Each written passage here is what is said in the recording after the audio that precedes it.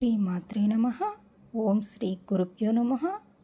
ప్రపంచంలో ఎన్నో వ్యాధులు ఉన్నాయి, కానీ క్యాన్సర్ అనే పేరు వినగానే చాలామంది భయపడతారు.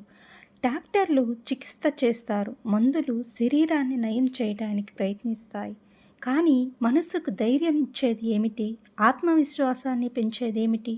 అక్కడే మన భారతీయ ఋషులు మహావరం ఒక మంత్రాన్ని చెప్పారు. ఈ మంత్రాన్ని భక్తితో జపిస్తే మనస్సుకు ప్రశాంతత, శరీరానికి సానుకూల శక్తి, జీవితానికి ఆశ లభిస్తాయని మన శాస్త్రాలు చెబుతున్నాయి. ఈరోజు వీడియోలో ఆ మంత్రం గురించి మనం తెలుసుకుందాం. ఈ మంత్రం మహిమ ఏమిటి? ఎలా జపించాలి?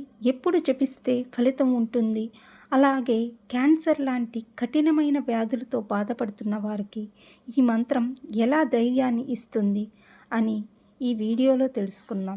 హిందూ సంప్రదాయంలో ఆరోగ్య దేవుడిగా పూజించబడే మహాదేవుడు శ్రీ ధన్వంతరి స్వామి.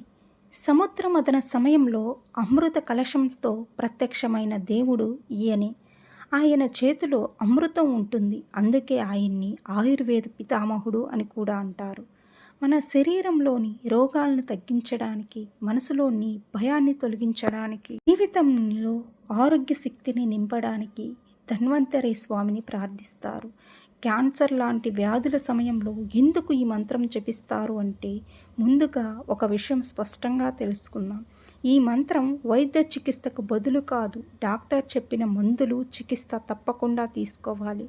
కానీ ఈ మంత్రం వల్ల మనసులో ధైర్యం పెరుగుతుంది, నెగిటివ్ ఆలోచనలు తగ్గుతాయి, భయం తగ్గుతుంది, శరీరంలో పాజిటివ్ ఎనర్జీ పెరుగుతుంది. భక్తి వల్ల మానసిక ప్రశాంతత వస్తుంది. చాలామంది భక్తులు చెబుతుంటారు, ఈ మంత్రం వల్ల నాకు బలమైన మానసిక స్థితి వచ్చింది అని. మంత్రమే ధన్వంతరి మంత్రం. ఇప్పుడు ఆ మంత్రం గురించి మనం తెలుసుకుందాం. స్క్రీన్ మీద ఇస్తాను, ఒకసారి చూడండి. ఓం నమో భగవతే వాసుదేవాయ ధన్వంతరై అమృత కలశహస్తాయ సర్వమయ వినాశనాయ త్రైలోక్యనాథాయ శ్రీ మహావిష్ణాయ నమః. ఈ మంత్రం అర్థం ఏమిటంటే, ఈ మంత్రంలో భక్తులు ఇలా ప్రార్థిస్తున్నారు: ఓ అమృత కలశం ధరించిన ధన్వంతరి స్వామి, మా శరీరంలోని రోగాలను తొలగించు, మాకు ఆరోగ్యం ఇవ్వు, మాకు జీవశక్తిని ప్రసాదించు స్వామి అని. ఈ మంత్రాన్ని బ్రహ్మముహూర్తంలో లేచి స్నానం చేసి స్వామివారికి పూజ చేసి ఈ మంత్రం జపిస్తే ఫలితాలు మెరుగ్గా ఉంటాయి. అయితే ఏ రోజున జపిస్తే మంచి ఫలితం ఉంటుందంటే, గురువారం రోజున, ఏకాదశి, ధన్వంతరి జయంతి, పుష్య నక్షత్రం రోజు. ఈ రోజుల్లో జపిస్తే మరింత శుభప్రదంగా భావిస్తారు.